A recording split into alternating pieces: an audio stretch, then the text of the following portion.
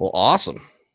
I'm stoked. Let's see here, make sure everything is looking all good to go here and perfect. Levels are great. Well, dude, thank you guys so much for joining me on the podcast. I really appreciate it. Oh, we appreciate you having us, bud. We're excited. Absolutely. So I always like to start out with just, quick introductions, give you a minute to tell us individually who you are and kind of elementary school style, something people may not know about you. I'll start. My name is Tyler Jones. I'm the front man, vocalist, and guitar player for Inside Voices. I don't really have too much interesting about me. I did run over a bear on the interstate one time and killed it. Wow. So, yeah, that's about the most interesting. We have a song about it. We do have an entire song about that on our first release, Consecutive Normal Songs. That song, Bright Black, is about me running over a bear. But yeah, but outside of that, Dang.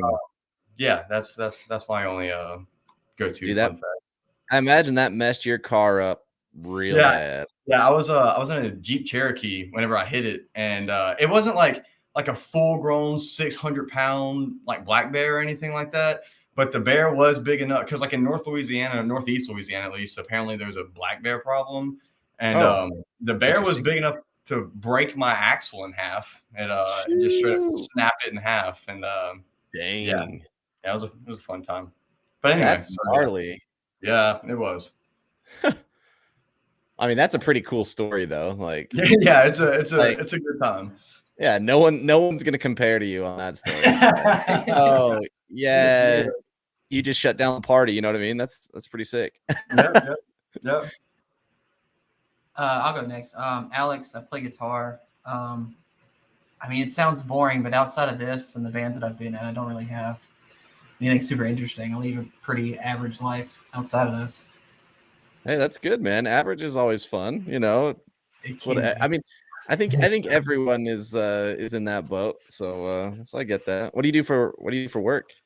I'm a business analyst for a large bank. See, that's out of the normal. Like that's a lot of work, dude. Yeah, sometimes it can be for sure. A lot of Excel, baby. Yeah, a lot of Excel.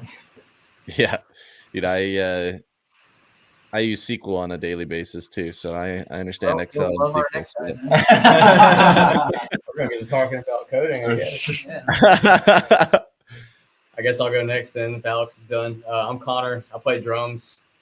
I guess if anything's interesting about me, I actually was in a lot of bands growing up with Tyler. I actually started playing guitar whenever we met, and I swapped over to drums. And for work, awesome, my day job is a software developer. Hey, heck yeah, man. Look at that. That's what I do. I'm nice. Do you do front end or back end? They're trying to bring me up like full stack. So I do a little bit of back end development. Like I do, write some SQL scripts and stuff in Oracle. And I mainly do just like web development with ASP.NET, MVC, .NET Core, And nice, so I mainly use like C#, JavaScript, that kind of stuff. So you guys using Blazor now? Is that what you're? No, but I've been hearing about it. We're running the project I'm on is kind of running off some legacy stuff, and it's just too big of a undertaking to like switch everything over right now. But we've been looking into that. It looks really cool. Yeah. That's currently where I'm at. I'm in a similar boat where it's just it's just giant monolith that needs to change, but it's 19 years worth of code that you'd have to sift through and fix and update, and so I'm on like a 12-year-old project too. So yeah, I mean, dude, it's amazing. Like especially within the last 10 years, how different like the standards are, right? Like what the expected. It's constantly changing. Yeah, exactly. Gotta love the but this is how we've always done it talk. Exactly. Yeah, I work in IT, and that's a constant thing I get to hear is, but we've always done it this way. Why should we change or upgrade to anything? Because technology is different, bro. Especially in IT, like, dude, like, you should understand, like, it's ridiculous. You would think, but sometimes it's like talking to a brick wall. Crazy. Yeah, it's funny.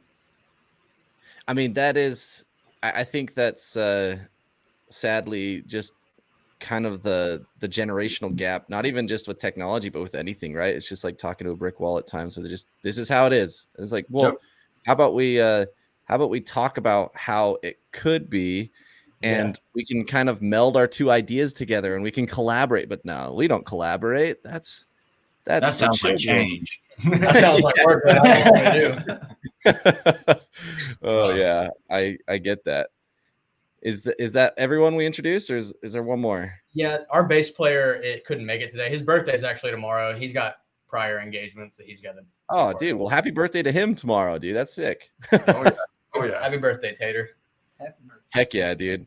Well, first off, sick music. It's always fun for me. Like James, he obviously reaches out to me. He knows a lot of the music that I listen to, and so he'll send over bands. He's like, hey, I think you might like these guys. Would you want to have them on the podcast? You know, I check out the music, and even if I wouldn't like the music, I'm like, yeah, let's do it, because bands are fun to talk to. But I really enjoyed checking out your guys' stuff and getting to hear it. And obviously, you've got a fairly good amount of stuff to go through and listen to. So tell me, there's some new stuff coming down the pipe. So that's what we want to talk about primarily.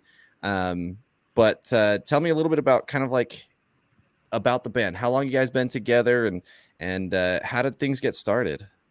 So Inside Voices specifically, Connor and I cobbled that together in like 2015. 2014 we started. Yeah, talking about technically, it. yeah, because as Connor mentioned earlier, he and I have been doing music together since like 2009, 2010, and like various just pop punk, wannabe metalcore style bands or whatever. And then he picked up drums, and I've just always played guitar. And so we had a band in high school, funnily enough, called No Regrets, that like all we played was just Title Fight. Like that was just like our go-to, was just playing them constantly. And then that kind of turned into something we enjoyed. And then post high school, you know, like I moved off to college, and we kind of like fell off a little bit, and then we reunited and as Inside Voices. And that's whenever, you know, I after not jamming together for a little while, I brought some songs to him. I was like, dude, I don't know what we're about to do. Let's just push this out right now. And we pushed out some tunes, and then and kind of got established. And then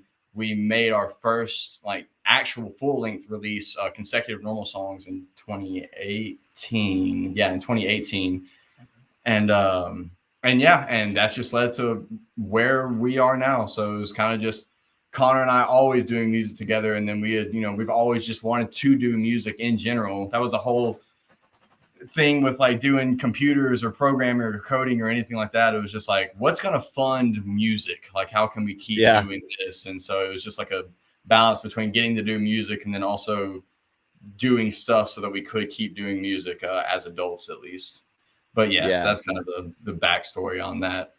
I mean, that's ultimately like everyone has a hobby, and like should have a hobby. I like that's the whole point of having a job, right? Is to fund these things that you love doing. And I feel like music is a really special one, because it's something that, unlike most hobbies where it's personal, that like music gets shared. And so it's really cool because now your investment is now kind of spread further by reaching other people.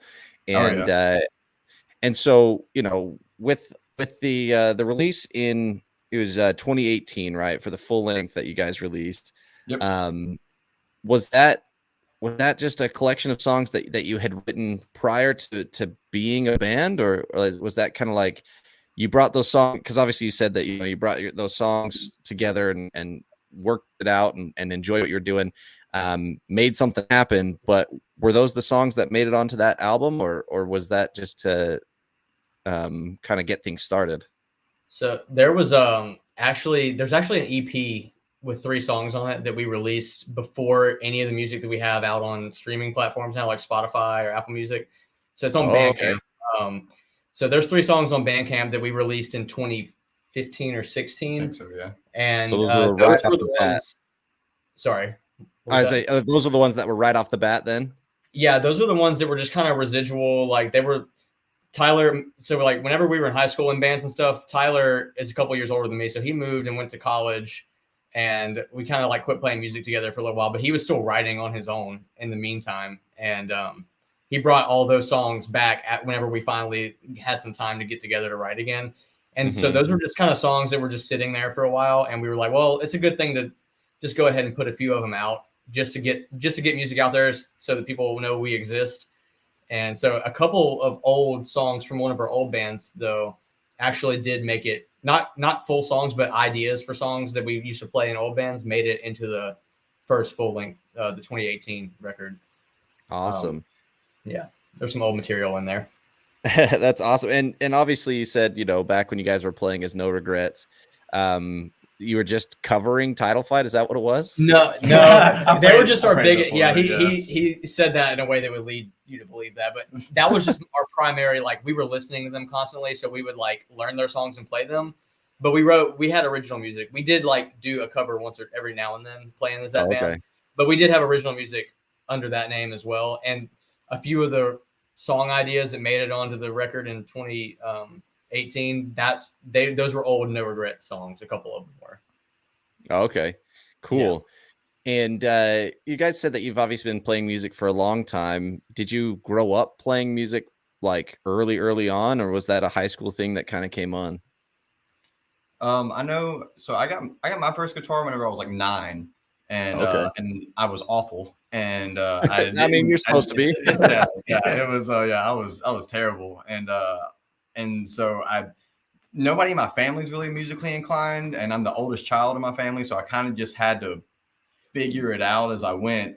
And around the time I was 14, I had met a mutual between Connor and myself who introduced me to Connor, and that was my first exposure to like really like playing music with other people, like being in a legitimate band. And I say legitimate as loosely as you can say it, but yeah, because prior to that I was just like playing guitar with a friend every now and again, or alone in my room or something like that. But yeah, my first exposure to like playing music as far as being in a band and like writing with other people and everything like that was roughly around the time I was 14. So yeah, like right whenever high school started. Okay. I'm always curious because like, you started at 9 years old, terrible, which is expected. And, 5 years later, you're now actually playing music and in a band, quote unquote band, right? Yes, yes, a group. Yes. A group of friends who are making something that's resembles music together. Sure. Yes, that's it. So, I'm always curious, especially in a household where your family isn't super musically inclined. What were your parents' thoughts? Because like at 14 years old, I remember when I started playing music, it was, a lot of the pop punk, more punk rock stuff. And my parents were like, oh, great. We just got him a guitar so he could play this music. Oh yeah. My dad and mother as well were both very sports minded. So they thought I was going to grow up playing sports. And whenever that is Louisiana, right? Yeah, exactly. Yeah. So whenever I switched over to long hair, skinny jeans, and playing guitar, that I want to be clear, they were supportive, but my door was shut quite a lot while trying to learn. And it was interesting. It did get to a point to where like they realized I was playing a lot more and with people doing it, and realizing that like I wasn't going to go like in like a sportsy direction. So I just, they started supporting me a lot more after that, once they just realized that that's what I wanted to do in general, and just kind of adjusted to that, and for a lack of better words. Yeah, they realize it's a healthy thing. It's a healthy habit. It's both socially and mentally, like it's good for you, right? So it's like, it's pretty easy to support, I'd imagine, as a parent. But sure. But like I am curious though, because I'm in my mind when you were telling the story, of your parents, they were a big sports family. You guys remember those Dr. Pepper commercials for like college football? Have you ever seen those? I think so. Probably so. Probably. There's like these people are all state fans. They're fans of the state football team. And one of the kids, he doesn't play football. He goes to play lacrosse, and his parents like don't even know how to talk to him anymore. And I just kind of was like, I imagine that was what it was for a bit. Like, how do we communicate with our son? I don't know. Yep. Oh yeah, it was a lot of that. My parents had a little bit of that in them too. Like I remember whenever I was like 11 or 12 and I met you, and we were like playing in bands, and like my mom wanted me to be like, she was like a cheerleader in high school when she was growing up, so she wanted me to be like preppy and like like the popular kid, play sports, all that kind of stuff too. Yeah. And so I was like, Mom, I want to like basically wear these like girl pants. I want to wear these skinny pants, and, like, you know, like flat iron my hair and like play metal music. And she was like, okay, you can wear. She was like trying to compromise with me, like be supportive. You can wear the skinny jeans to the shows and your band practices, but you can't wear them to school and stuff. Not out in public. Oh yeah. That stuff is. Do we want to talk about how everybody else got started too? Yeah, if you Oh, guys want. Big Al? Love Big it. Al's been playing for a while. Yeah, similar story. I think I got my first guitar when I was like 15, and same thing. Started playing quote unquote music. First bands I was learning was like Green Day and like Under Oath and The Used, that era of music, I guess. Yeah. And then sort of The played. American Idiot era of Green Day, I'd imagine. Yeah, that was actually the Okay. first album that I had learned by them. Okay. I figured out what a bar chord was and was like, holy shit, what is this? My world? life is changing. My mind Yeah. is blown. Exactly. But yeah, after that was sort of in local bands around town, and I've been playing around since then. I've been in a couple of different local bands. I've been in a country cover band once. The band before this was like a prog metal sort of band. Kind of been all over the spectrum as far as music goes in the past couple of years. That's awesome. And when you got started, obviously with Green Day and The Used and Under Oath, what was it that got you started? Like, what was it that inspired you to finally say, I want to do this? I had a buddy who played drums, and Okay. so we didn't really have anybody else to play with. So I kind of just defaulted to learning guitar so that we could play music together, I guess, jam, whatever. Heck yeah. Yeah, that kind of got me started. I guess something we should note is that we met Alex through playing and touring with another band that he was in. Oh, awesome. Like 5 years ago, we hooked up with them and played a show, and then we did a little tour with them, and played shows for the next couple of years. And that band ended up disbanding, and he ended up joining our band. So that's It started out as a joke. I did first. start out as a joke. Yeah. Yeah, because we would play shows together, and I would come hang out, and they'd be like, they had talked about getting a second guitarist for a little while now, and at one point I was just like, I could just do that. And we kind of just laughed about it, and then eventually the band I was in did end up breaking up, and I was like, you know what, let's do it. Let's go for it. Yeah. That's awesome. And I'm also with so 2015 is when Inside Voices is the inception of Inside Voices, right? Where it's like, all right, we finally have this idea. I can't remember which one of you said that you were out of college, and so you guys weren't close together because of the age difference, obviously. But you guys come together. How big did you think that this was going? Like, did you think that this was going to be a long-term thing, or was it just kind of like, hey, let's put some music together and that's it? Like, where was your mind when this first started?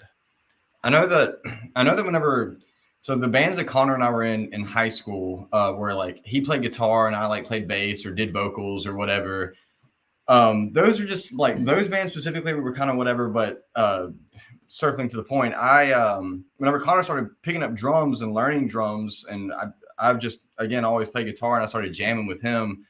He and I figured out, we're like, oh, there's some serious like chemistry here. Like there's like the whole lot of us just jamming on nothing and making it work really well, and just like eye contact coordination and everything like that. And so that starting in high school, we had kind of learned that we had something very specific to one another going on.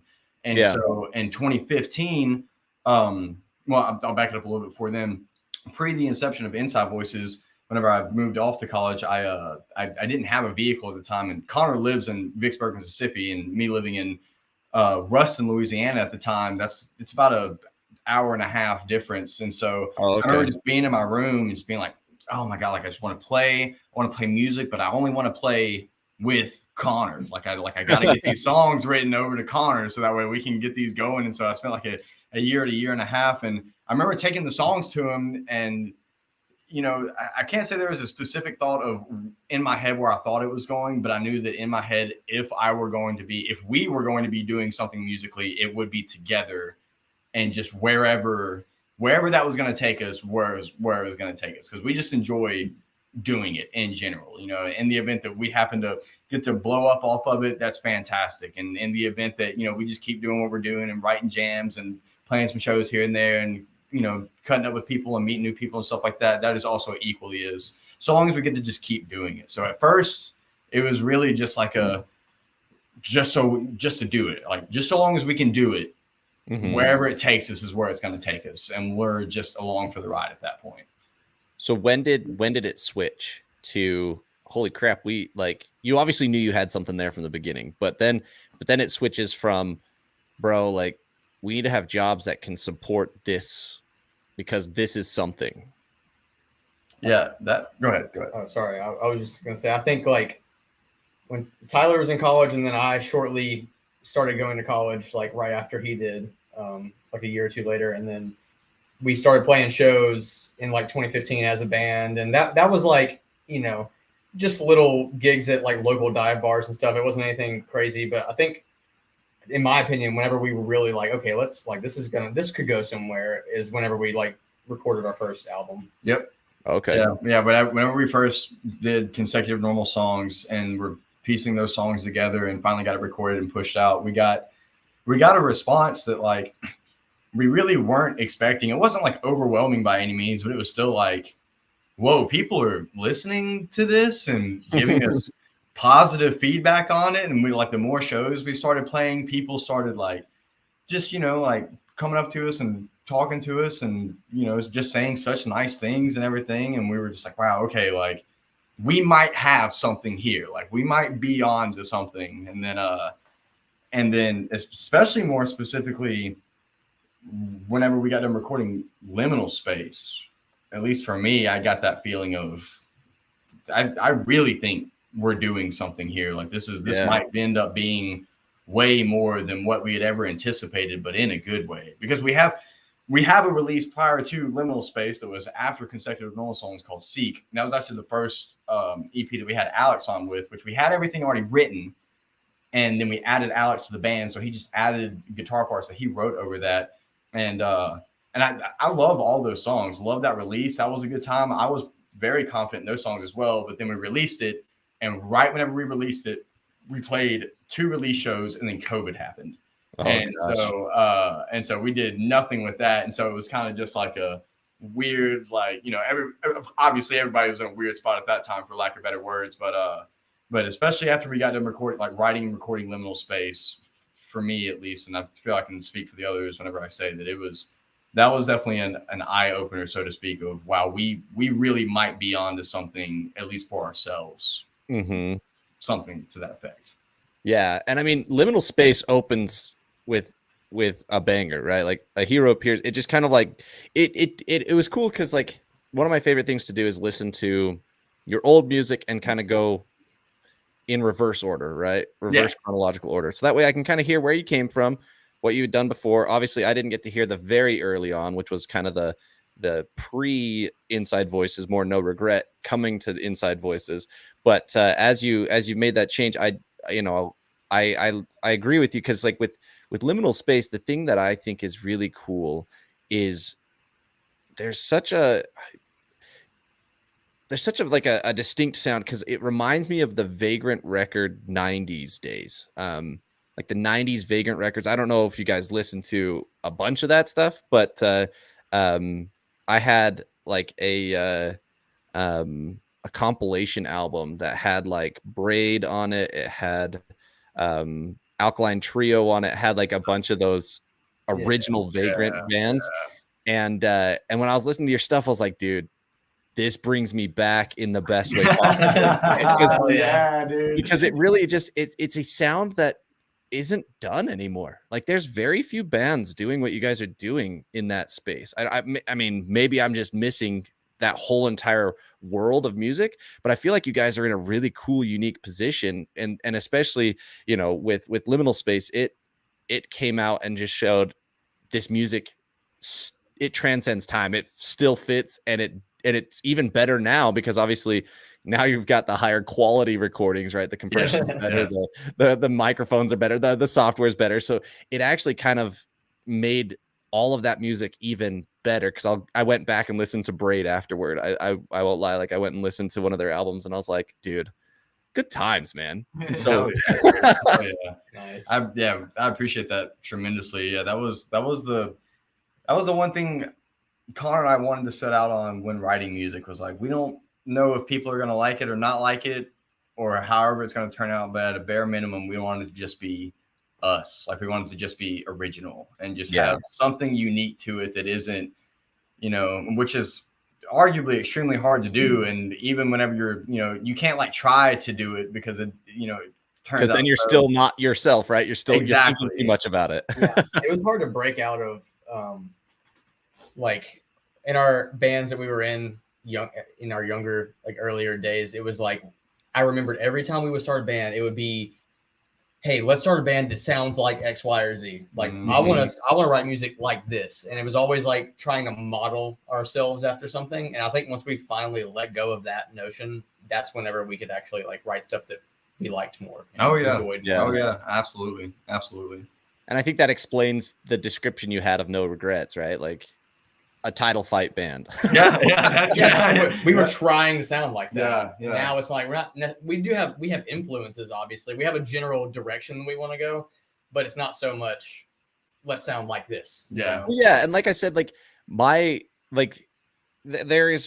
there are pockets, right? And that's why I brought up Vagrant Records, because that was a very unique pocket of music. There was there's quite a few bands in that era, in that genre, and that whole area of music that were pushing the boundaries even in the 90s to in the early 2000s to this new kind of direction. And so that's why I said Vagrant Records, because you guys have it, Braid was the one that I grew up listening to, which is why I kind of went back and listened to their music after hearing your guys' stuff. But it's not that like you're a copy of Braid, it's that it's reminiscent and it feels good, because it's one of those things where sometimes genres of music, like I don't know if you guys have gone through and like listened to like early 2000s pop music and how it literally just does not even hold up to nowadays at all. Oh yeah, no, it's not even close. Yeah, it's not even a close comparison of how this. Yeah, no doubt about it. Yeah, I do want to say just while we're on the topic of early 2000s pop, there's a band out right now that does like I don't really know how to like a good artist to compare them to, but they're called Soccer Mommy, and you listen to them and they sound like some early 2000s or like late 90s, not really pop, but like pop rock. Yeah. And they can pull it off so well to be a band that's like doing it now compared to what it was without being a ripoff. Like they sound new. That's and awesome. fresh. Yeah. You had mentioned kind of like that like 90s-esque like era sound. We've gotten comparisons to a band called At the Drive-In before. Oh yeah, dude. I can see that, because At the Drive-In was the early, like that was the pre-Mars Volta era of like vocally I wouldn't, but sound wise in terms of like the progressive style. Yeah. I think our favorite insult we ever got was someone commented whenever we released our first music video, like in 2018, someone commented and said, I like to get my Weezer firsthand. So they called us an off-brand Weezer. I love that. I mean, that's a compliment and a half. I was like, hey, look, if the worst insult we get is being compared to Weezer, like I'm okay with that. No kidding. Yeah, that's what my favorite part about it is. Like when trying to write original stuff, it's nice, like, because it's hard for us to gauge it, because people ask like, oh, what genre of music are you? And it's like, I don't know, like alternative, but what does that even mean, without sounding like a douche and be like, oh, we're like an indie math rock, like alternative, like emo, but just try to leave all that out. But it's nice because you hear people try to like my dad compared us to Foo Fighters one time. And but he's never listened to anything like us before. And obviously that's not like a, so it's nice. It's a lot cooler hearing people who actually like listen to music and like listen to this style of music, be able to have a better idea to that guy that called us off-brand Weezer, his music tapes was funny. Well, yeah, I would have never put Weezer anywhere in there, but yeah, hey, us either.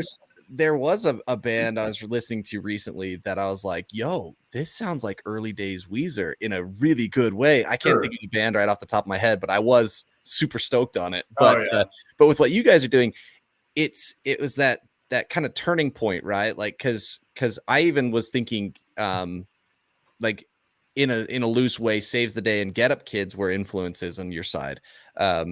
Because that's the late 90s pop punk, but I was like, even more so, you're kind of closer to the early prog, right? Like I don't know, maybe that's what those bands, those I don't know what those bands would have been considered in that time, because prog rock wasn't a thing except Rush, right? Rush was like the example of progressive rock in the 90s and 2000s.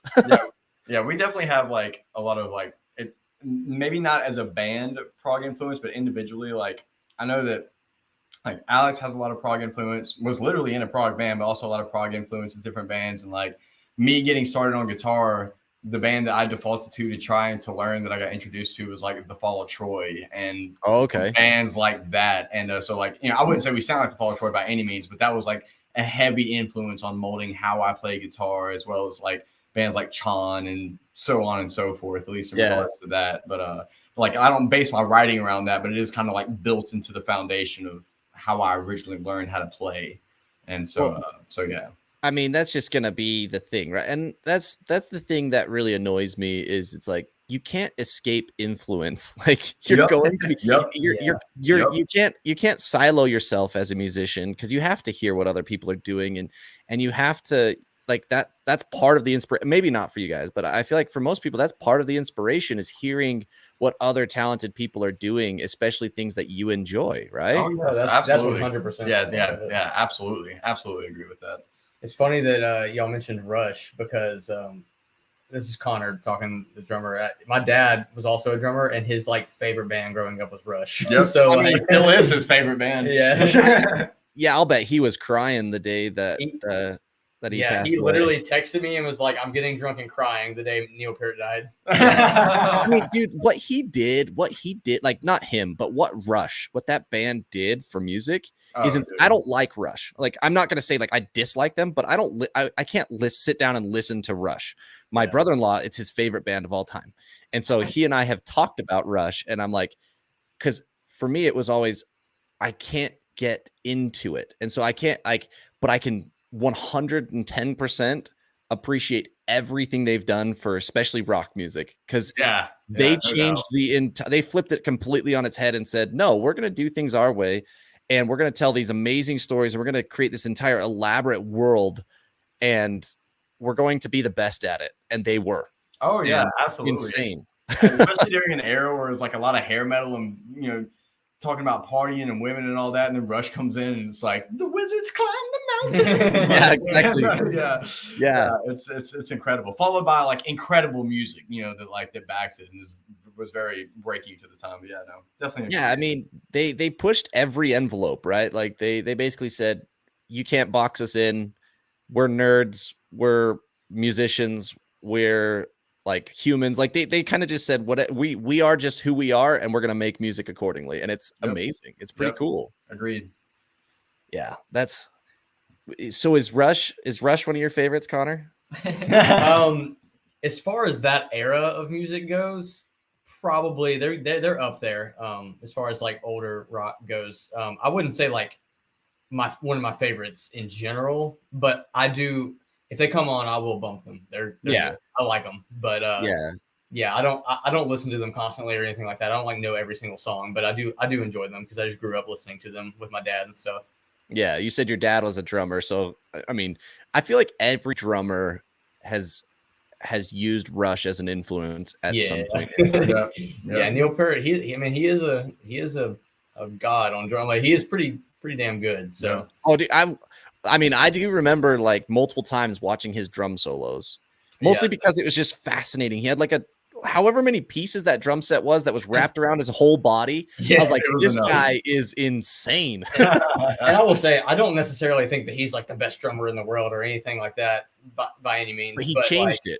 But he does. Like, he did do some innovative, cool stuff, and I do appreciate him like that. So Well, and like this is gonna sound strange, but it's like the appreciation I have for Phil Collins is in a similar boat, right? Like, Yeah. it's not that I love his music, but it's what he did for music in general. Like he changed the game too. Yes, no, he absolutely. did not have to go so hard on the Lion King soundtrack. Yeah, no, right? dude, I was just telling them I watched Tarzan the other day. Tarzan, dude. Yeah, Tarzan, not Tarzan, Lion yeah. King. I watched Tarzan for the first time in like 10 years the other day, and like the movie still holds up, of course, but like just listening to all that again, I was like, God, he That music did not have to do that for us. Like, that music made that movie literally Yes. because that movie was Yes. good. oh, But for sure. without his music, I don't think that movie hits the levels that it hits. Oh, not even close. Oh, and fun fact that I learned about that movie, side tangent. So whenever they released Tarzan and like for like the different languages like Spanish, German, Italian, all that, Phil Collins did all the music and like sang all the songs in the associated In those languages languages? for release. Yeah. No yeah. I found that way. out the I'm other gonna have to day. I'm gonna have to check that out. That's Yeah. crazy. Dude, this is a crazy fact that I just learned a couple weeks ago. You know how on The Sims there was a Paramore song on one of the Sims games. Yeah. You know how in The Sims they all Oh, speak really? they speak Simlish, like Yeah. they speak like Yeah. gibberish.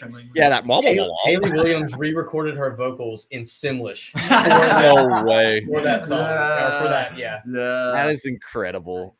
See, that type of stuff is just the best, man. It is. It is. Like when musicians don't take themselves too seriously, or when they take it so seriously that they go that far, you know? Yeah. Yep. Yeah, Absolutely. dude. I every time, like I said, like it's probably because I grew up as a closeted nerd that I don't like Rush. Maybe that's what it is. I'm trying to think of what You have it a little is. bit of like guilt for it. Yeah, it's like man, because I was always scared of being made fun of, so I never like expressed how much I enjoyed nerdy culture, right? But now I'm just like all about it. Oh yeah. Oh yeah. No, absolutely. It's in. Yeah, dude. I like some of my friends have been trying to convince me to play Dungeons and Dragons because I've never played it before, Hey, Dude. and I've heard it's so much fun. So I'm gonna have to try that out. we just finished up a 2-year campaign. Yep. No way. Cannot recommend it enough, Yeah. dude. Because the cool part about Dungeons and Dragons, it's kind of intimidating once you first like get into it because there's a lot of stuff to it and there's dice rolling and building character sheets and all that stuff. But the best part about it is, for one, it's mostly just sitting around a table and cutting up with your homies. Yeah. It's like it's fun, but you're on an adventure. And the coolest part about that is you're only limited to your imagination. So as long as your imagination isn't shit, you're gonna have a good time. Like so long as you, because that's the thing, you're limited to two things, or I guess three things. You're limited to the dice roll that you get, how the DM, the dungeon master builds the world, and your imagination. And because you can do, I won't bore you with stories, but I have tons of stories of people just doing stuff that you would never think when presented a situation. Yeah.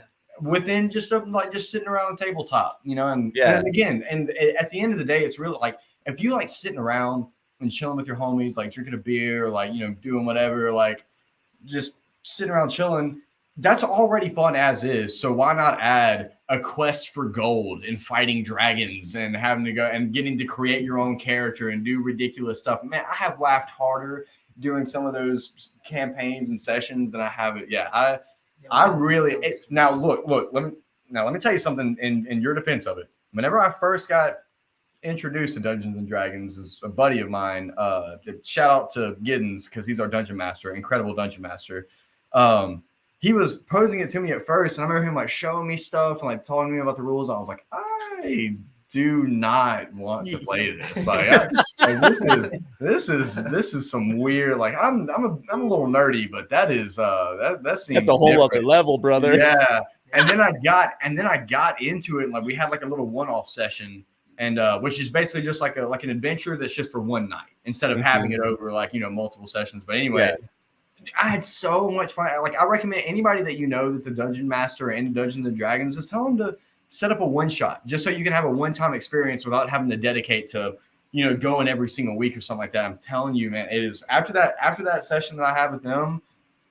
I mean, again, we just finished a 2-year campaign, like we just said. That was my third campaign that I've personally been a part of, and so it's like, can't recommend that enough. But it's also, That's awesome. Yeah, like I said, I mean, like one of my friends was telling me to check out like was it a Twitch channel? that streams their like everything. I can't think of what the channel was called, but apparently like they're one of the biggest Twitch channels at all, like on all of Twitch. Yeah. And that's all they do. They have like a bunch of friends who are literally just playing Dungeons and Dragons, and they're all just like Nice. just chopping it up. I mean, it does like, it's funny because I'll talk to my wife, and she had some friends in high school who played, and she's like, they were just, they were the kind that didn't shower, and so she's, you know what I mean? Yep. She's a little bit worried, but now I'm like, all these friends I have, I'm like, no, these are normal people. Yep. Apparently, you don't have to be crazy to play Dungeons and Dragons. You can be normal and enjoy this game. Yep. Absolutely. Yeah, I think Stranger Things like made everybody like, oh, we can play this. Yeah, no kidding. And that's the funny thing though, is like Stranger Things, like those kids, like in the first season, they epitomized like the nerdy kid, right? That played Dungeons and Dragons. Yep. But as they grew, you're like, oh, okay, they adapted to their life still. They aren't just like that nerdy kid stuck as a nerd. Yep. They adapted to a lot. Yeah, I mean, that show. I'm so stoked for the next season, dude. Like, I mean, freaking Hopper in Russia or wherever he's at, dude. What? It's gonna be crazy, dude. But yeah, I've got friends like one of my buddies, he bought a 3D printer specifically so he could build a dice tower. Bro, that's what's up. Yeah, and so he was the one who first told me, and I was like, wait, hold on, because he's like, his favorite band is Bayside, and so to me, I was like, okay, this guy, he and I are on the same page here, right? And so he and I were talking music, and I was like, dude, this guy's rad. I was super stoked to meet him. I worked with him for a while, and then I see all these little figurines that he had on his desk. He's like, oh, these are my Dungeons and Dragons characters, and I was like, what? He's like, oh yeah, I just like wanted to create like a physical version of these things, and I was like, hold on. And so he started explaining it to me, and so he was pretty much in the same boat as you, though. He's like, when I first started playing it, I was a little unsure, but now I play it every single week. I don't miss a day. I was like, what?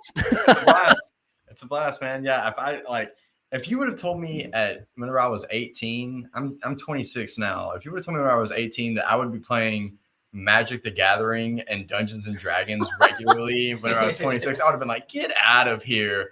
But now here I am playing Magic the Gathering and Dungeons and Dragons pretty regularly. That was the other one. Was Magic the Gathering was the other one that I just like in the library at my high school at lunchtime, there was the group that would go and play Magic the Gathering.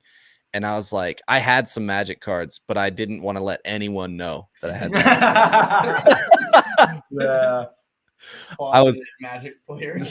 Yeah, no joke. Like I said, dude, I mean, like, I've gotten over it now, but I was like a people pleaser. I didn't want to have any reason to be made fun of. Like, I couldn't handle it mentally, right? Like emotionally, I just was like a little weak that way.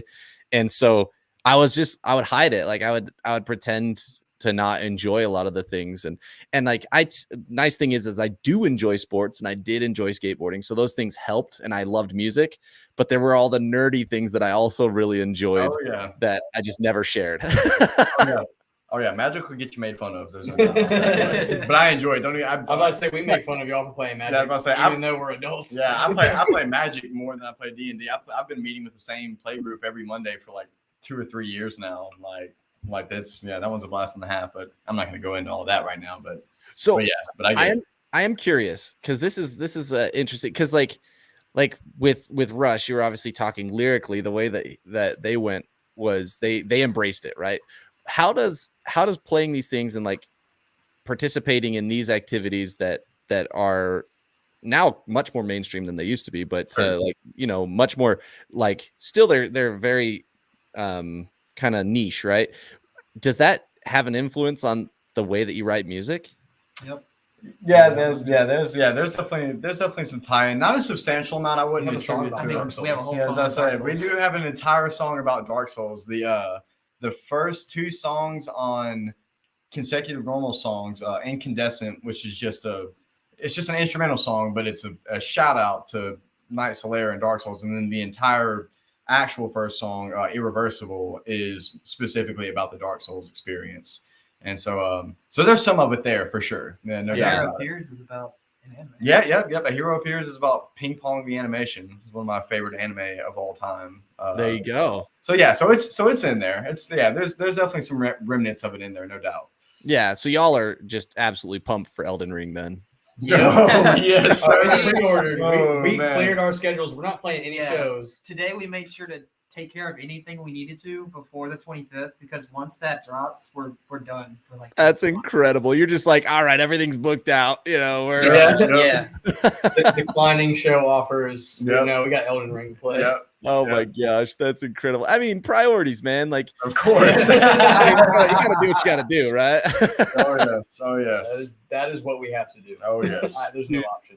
That is incredible. I love that so much. Oh man. So tell me real quick. Obviously, I apologize. We haven't talked a ton about Liminal Space, but stellar EP. Thank you. And it seems to be like consistent with what you've made before, but a different sound in a way. And maybe I'm just like overthinking it. And I was like, oh, I listened to them so closely together. It's like, oh yeah, that's just what 3 years does to a band. But for me, it was like, it felt like, okay, no, you're turning over a new leaf, kind of going a slightly different direction. Is that accurate, or is that just me just overthinking?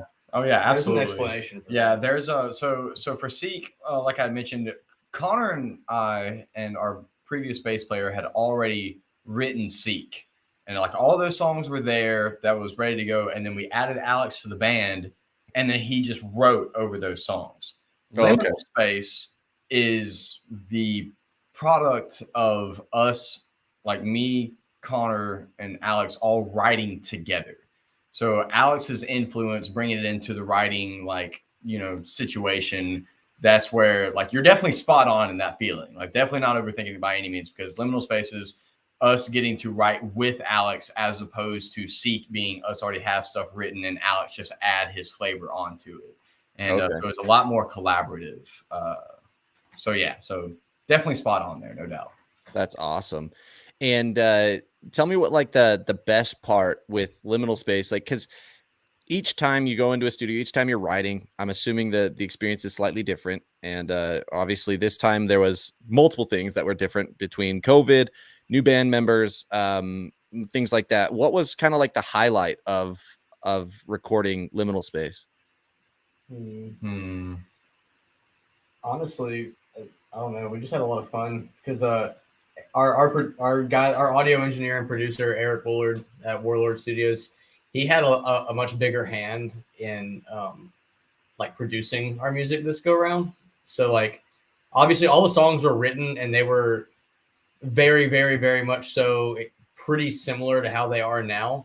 Mm-hmm. But this go around, we let our producer like put a hand in like writing, helping with vocal melodies and like changing things, like tweaking things here or there more so than we have in the past.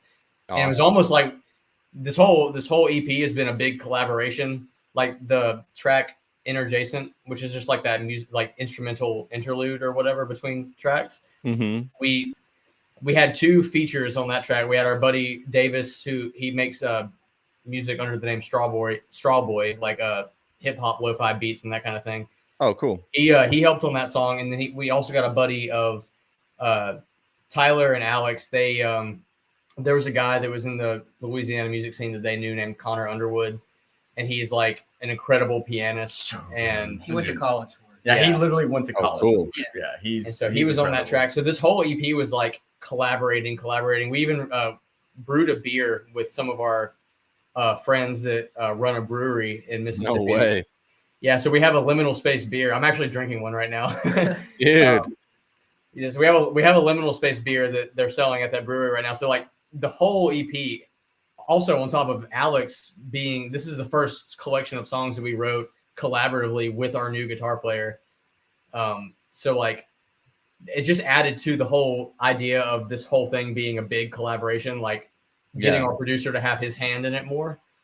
And so that really like added some flavor to our songs that we haven't really had in the past. And I think we really all are happy with how that. Yeah, no, most definitely. That would definitely be a highlight for myself as well. I definitely agree. Heck yeah. And just curious as well, what kind of like obviously it's positive, so we'll get that out of the way. But what kind of things does Alex bring to the table that make it different, right? Like, what is it that Alex did that took it to this next level for you guys? If I had to put words on it, or words to it, however you phrase that, Alex. So Alex and I come from like similar listening history, sort of, but again, like I said, he also listens to like a lot more prog, like rock and stuff like that. And it's not that adding the addition of prog rock to the song is what made the difference. It's that with the influences that he has on his own, and that also he and I share as guitar players,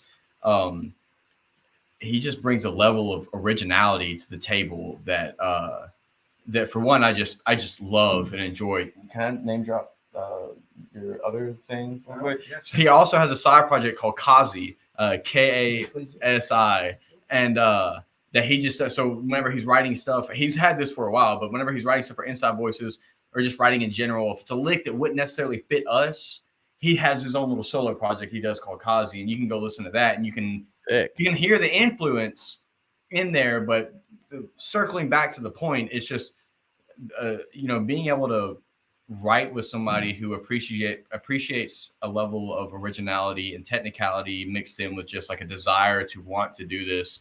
He's also got 7 years experience on playing guitar than I do, but Alex is old. Alex is an old man, and hey, I'm 31, so I'm feeling that. He's got throwing the old guys under the bus, right? Yep.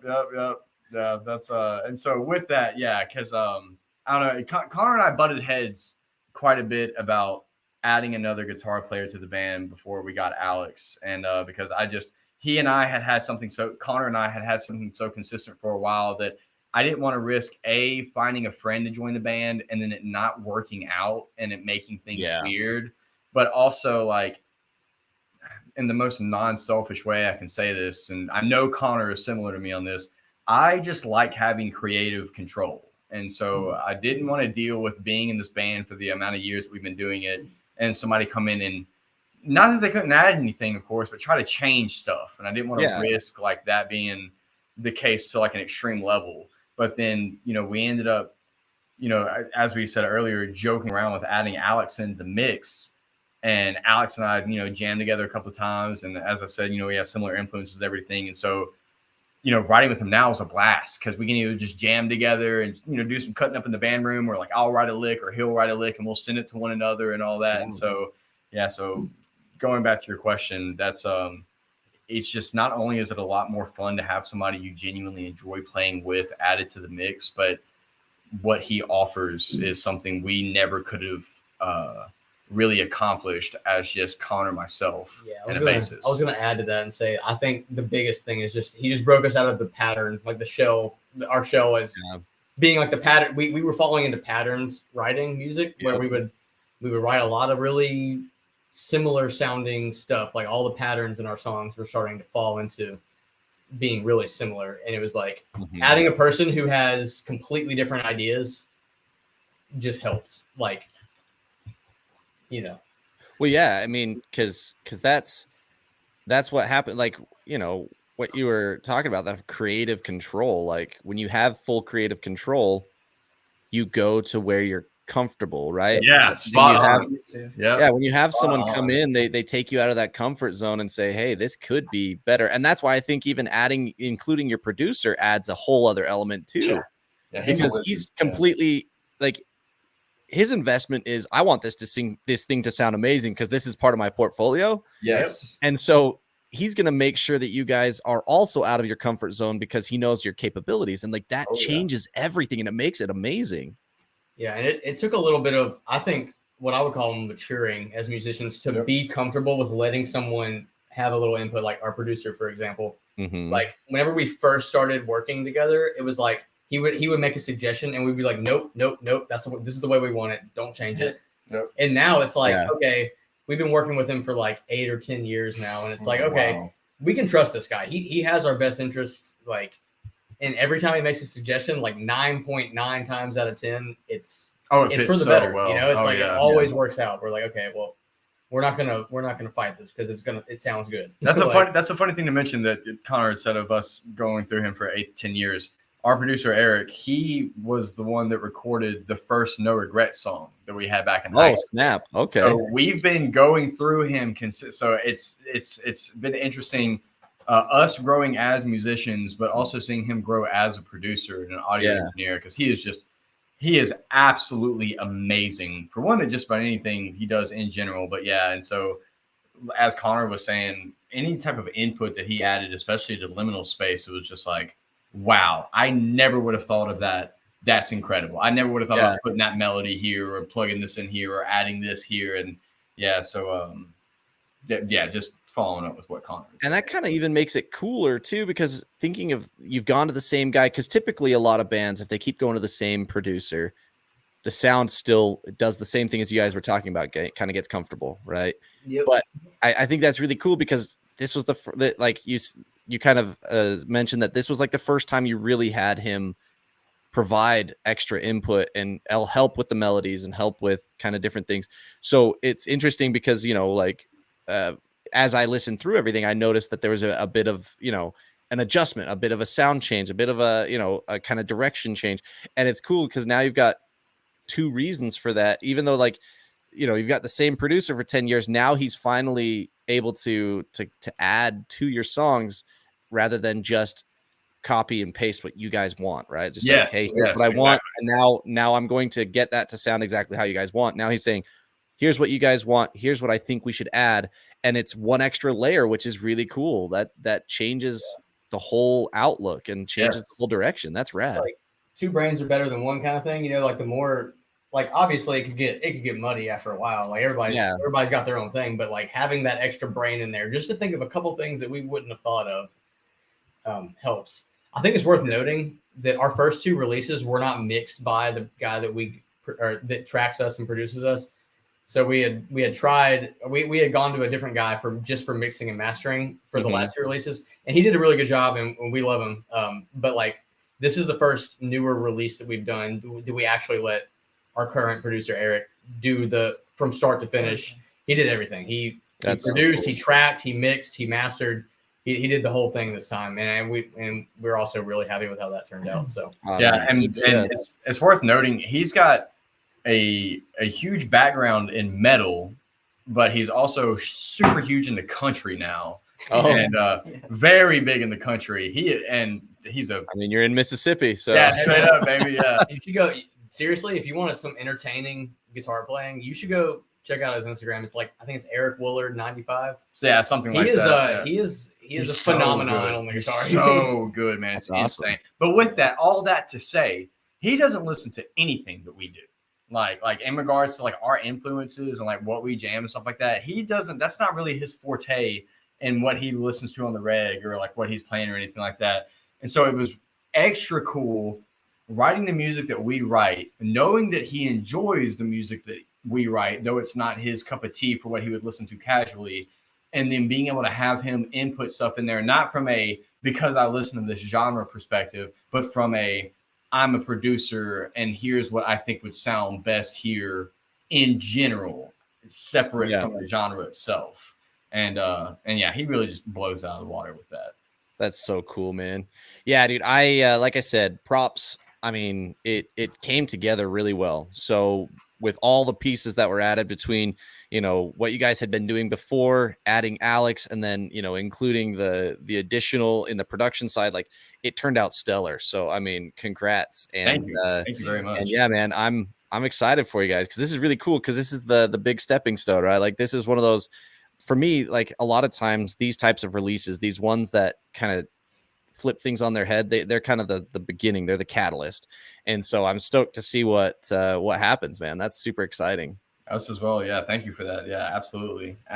We're looking forward to it. We've got new music. We've already started writing again. It took 2 years to write and record and go through the motions of doing all that. And so we're already looking forward to writing more and recording more and doing everything. But Connor and I have had private conversations together of the same thing you just mentioned, of like, it seemed, you know, we've been around for some time now, but it seems like with this specific release, it's like the start of something new, like a new beginning for something that's already been around. So yeah, so for Dude, sure, that's exciting. Super exciting, man. That's awesome. Well, real quick, just as we finish up, I always love to end my podcast with a few random questions. Obviously, we've talked about a bunch of different topics Sure. between Tarzan and Dungeons and Dragons already, but do you guys still have a couple minutes? yeah, for sure. Awesome. All right. So this first question is because I'm a sugarholic and I eat way too much candy. So what's your favorite candy / sweet or dessert?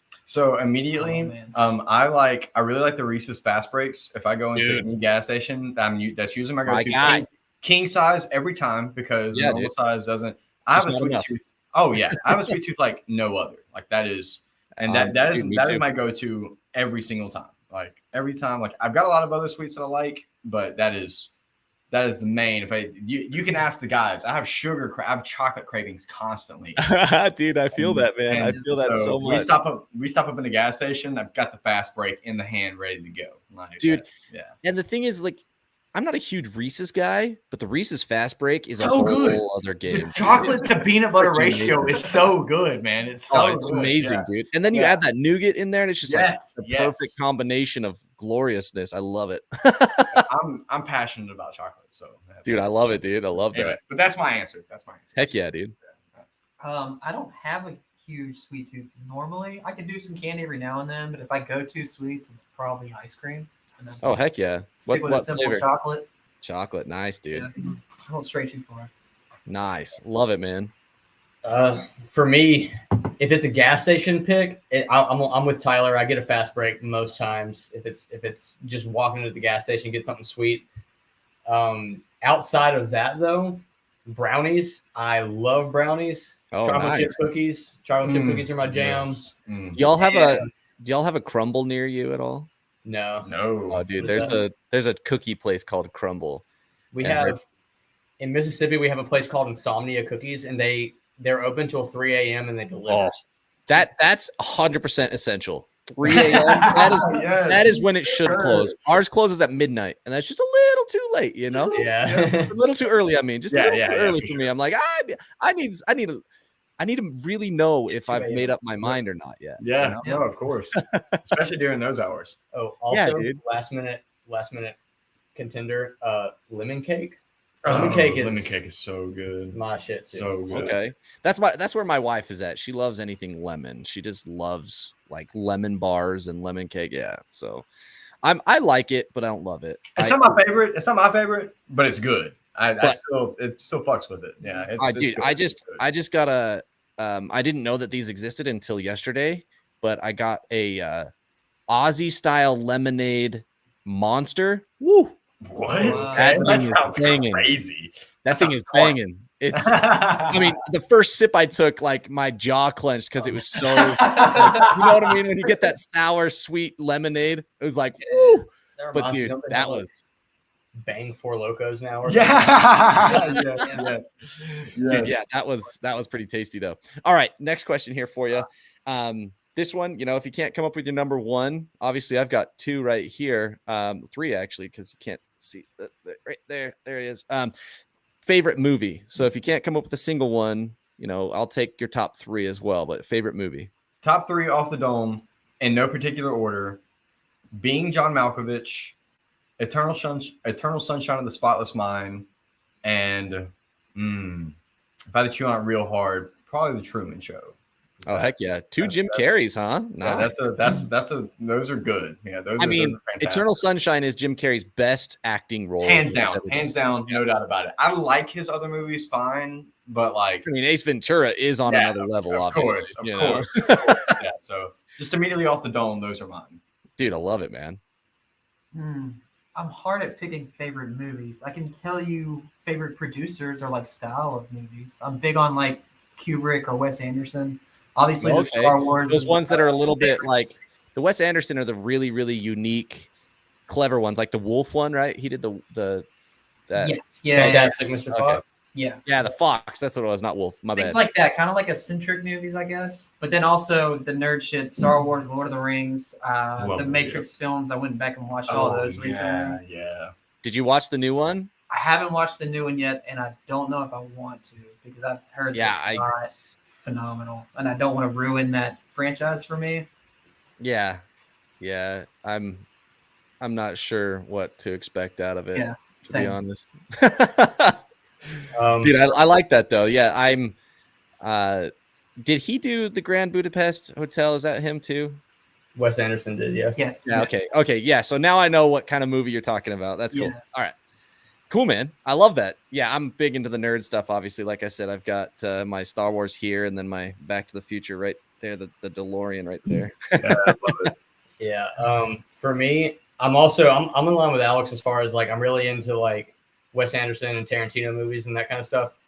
As far as like childhood favorite movies, if we had our camera on, I would show you. I have 3PO and R2 tattooed on my leg. Yeah.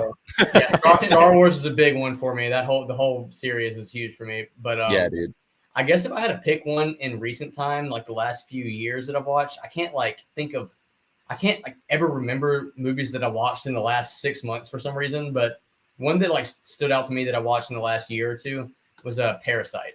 That was a really good one. Oh, that's the Korean one, right? That one Best Yeah. Picture. That was a cool movie. It was. Yeah, I haven't seen good it, but I've twist, heard it's good amazing. plot. You should watch it. It's really, really good. I watched Squid Game, which was pretty dope. Yeah, that was good. that Like one those pretty good. Koreans know what's up, man. Yeah, Yeah. Korean. There's a lot of good Korean film out there. Like, or just shows and movies and everything like that in general that are just top notch. Yes. Yeah, and then you got K-pop that's like, oh, please stop. Yeah. I'll petition for the please stop the K-pop. That'll be my petition. Oh, yes, no One of my doubt. good friends. Yeah, he lived in Korea for a few years, and he's like, "You don't like K-pop? It's the best." And I'm like, "Well, you speak the language at least." Most of these Yeah, girls don't no even know doubt, what these yeah. people are saying, and they're just like, "Yeah." Yeah, no, for sure. Like Exactly. Alex was saying, Squid Game was definitely like a. I don't want to say put it more mainstream. That might be a bad way to put it, but definitely Just put open. it in front of more people. Yeah, because there's like Squid Game is good. Don't get me wrong. I like the show start to finish. It's good. There is some stuff out there that just blows Squid Game like out of the water. That's I bet. it's really good. But yeah, anyway, so yeah. Yeah, Also- I mean, Go you, ahead, you go probably wouldn't think Squid Game was great if you watched the dubbed version. Yeah, no. That was a pretty sad Yep. experience. Yeah, trying to The watch thing the for dub. me is like American voice actors can't get that level of conviction that you No. can get out of speaking Yep. another language. Just read subtitles. Yeah. Just like it's like people were like, "Well, I don't like reading the subtitles." It's like, well, just tell me you can't read fast then. If that's Yeah, what I can't. For me, I'm just genuinely lazy. When I'm watching a show, I don't want to have to read because Yep. here's what happens when I have subtitles on anytime, regardless of whether it's a subbed movie or just because I have subtitles on, just to make sure I can hear or like know what's being said. I don't pay attention to the actual movie I'm You reading. stare The whole at the time. words. Yeah. Yeah, feel I get distracted and it kind of messes up the experience for me. you. Yep. That's I fair. feel you. That's fair. That's my only problem with subtitles. But dude, I love it, man. That's fun. This is fun stuff to learn. But last question, I think we already answered it, but I'll let you guys expound if you need. Favorite hobby that has nothing to do with music. I'm really into cybersecurity work specifically. Oh, nice. Like I do IT at my job, but I'm also like my title is an IT support specialist, but I do all the on-site security stuff. But I also I've got a home lab at the crib that I like Nice. messing around in and doing stuff like that. So that's something that I have. It's nice because work in that direction helps fund music, but in the crazy off chance that music falls through, I do get to have something I enjoy doing that is fun. So Dude. To put it broadly, at least. But You've got your home computer with your Linux container, so that way yeah, there it is. Yes, yeah, there it is. practice your hacking skills, and Yeah, that's incredible, man. yeah, it's a good time to say the least. But yeah, but that's That's awesome, bro. That's so cool. I guess you could call it a hobby. I'm big into thrifting, like going to thrift stores. Oh and heck stuff. yeah! I haven't been able to do it in the past 2 years because of the world that we've created. But I like going to Goodwill's anytime I'm out like in a different town. I like to stop at their Goodwill. When I first moved into my apartment I live in now, I tried to do the cool thing and like not have internet, try to be like whatever. So I have an extensive DVD collection from Goodwill. It's Heck probably in yeah. the hundreds at this point. Dude, that's so cool. If you're ever in Utah, actually, I think there are some in Louisiana, but there's only one, I think, in the whole state. But in Utah, like part of the church here, the Church of Jesus Christ of Latter-day Saints, they have a thing called Deseret Industries, which is like Goodwill on steroids. They're like 5 or 10 times the size of a normal Goodwill store, and they've got everything. I mean, before school dances, I would go there to get like blazers and stuff. Nice. To wear to the school dance. Yeah. So, Nice. yeah, man, that's awesome, bro. That's a fun hobby though, because like there's It so can much be, for fun sure. stuff. And Yeah, you can find some you get to learn. weird things sometimes. Yeah, like it's kind of cool because you kind of get to learn a little bit about the culture in that area when you go to a new place. You're like, okay, what do people have here? Yeah. Yep. That's cool. That's dope, man. I love it. For me, I know I said I'm a software developer, but I want to be clear that's strictly business for me right now. I do that 8 hours a day. I don't want to look at it when I get off work. So I'm really into photography and videography. So like Heck yeah. all of the recent band promos and pictures and music videos and like playthrough videos that we've done in the last year or two, I've done most of that. Which Alex also, he just got a camera that's like the same one as mine. Sick. And he's been learning, you know, photography and videography, and we use his stuff too as well. But I'm really into doing all that and like editing our videos and stuff like that. That's dope. What do you shoot on? A Canon M50 mirrorless. Hey, that's what I've got set up right here for my. Is that right? Yeah, that's Nice, man. That thing is a workhorse, man. Dude, Great. it's fantastic. Like for the price, especially. Holy crap, dude! Yeah, like, I got $400 for the body. Yeah, dude, like used on some website.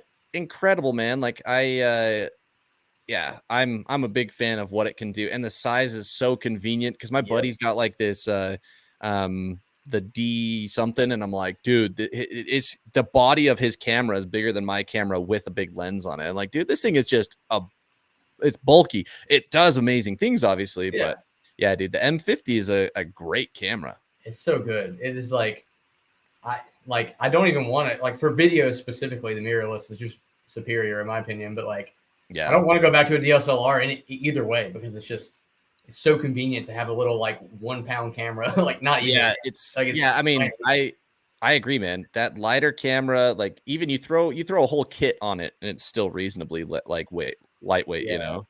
Because I like to do a lot of traveling too, and like me and my girlfriend, like we'll travel and like go on hikes and stuff like that. And I don't want to carry around like a massive backpack full of camera equipment, take pictures on a hike. So like, no, I'll just bring a little tiny M50 with me, and it's cool. Yeah, and you just pop on whatever, you know. It's like, all right, today I'm gonna go with the ultra wide, or I'm gonna go with the telephoto or whatever. And it's like you only need the one lens. And I mean, I've got the 12 to 40. What is it? The 12 to something or 16 to something, whatever it is. It's a great lens too. Like the only problem is the crop sensor, obviously, because then that does suck a little bit because I have to use the adapter, and that kind of messes with the focal range and stuff. But I mean, like the little things that you can complain about for a $400 camera, like it's great, dude. Man, that's so awesome. It was absolute pleasure getting to know you guys, and thank you so much again for taking the time to talk with me. Big fan of what you guys are doing, and wish you the best of luck because it's super sick. Thank you so much, man. Thanks for having us on your show and like us getting to talk to you. I always love a good conversation. So this was a blast and a half to say the least. This is absolutely. So heck yeah. Fun. Yeah, definitely exceeded our expectations. Yes. Hey, that makes me happy. I'm glad to hear that because I like this is one of the most fun things I get to do is just like this is the conversation I have that's not my wife, right? Like I'm talking with my wife and my kids and then bands. I don't really get out much anymore. Heck yeah, dude. Love it. Dude. Well, man, it's been an absolute pleasure. Yeah, dude. When new music is coming out, when things are, starting to pop off, we'll talk again. I'd love to have you guys back on. Yes, no, absolutely. Yeah, we'll absolutely be in touch. Love that for sure. Awesome. All right, guys. Have a great evening and wish Taylor a happy birthday. Make sure man, absolutely. Celebration tomorrow. For sure. Yes, absolutely. All right, guys. Good chat with you, man. Have a good night. All right, you too. Awesome. Huge shout out to Inside Voices. Go check out their music, brand new EP. And